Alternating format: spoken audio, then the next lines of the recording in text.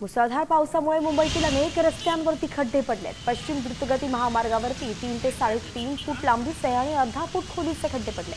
या खड्ड्यांमुळे वाहन चालकांना मोठ्या अडचणींचा सामना करावा लागतोय। आरेफ चेक नाका उड्डाण पुलावरून आढावा घेतलाय आमचे प्रतिनिधी संजय गडदेंनी।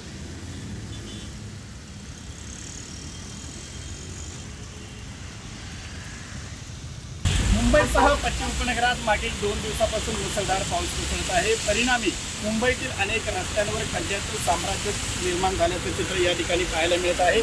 मुंबईकडून बोरिवलीच्या दिशेने जाणारा जो पश्चिम द्रुतगती महामार्ग आहे, या महामार्गावर गोरेगाव आरेफ चेक नाका परिसरामधील जो उड्डाणपूल आहे, या उड्डाणपुलावर आपण जर पाहिलं तर साधारणपणे 3 ते 4 फूट लांबीचे खड्डे या ठिकाणी पडले आणि अर्धा फूट खोल असे खड्डे या ठिकाणी पडलेले आहेत आणि यामुळे या रस्त्यावरून जाताना वाहन चालकांना जे आहे ते मोठ्या अडचणींचा सामना करावा लागत असल्याचे चित्र या ठिकाणी पाहायला मिळत आहे।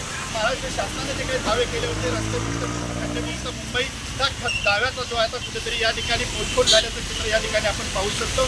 सरकारकडून वारंवार या रस्त्यांच्या देखभाल दुरुस्तीवरती लाखो करोड रुपयाचा खर्च केला जातो, मात्र पावसाळा आला की या पावसामध्ये अगदी 2 दिवस जरी मुसळधार पाऊस झाला तरी या ठिकाणी खड्डे निर्माण होतात। कॅमेरा पर्सन महेंद्र सनी, संजय गडदे,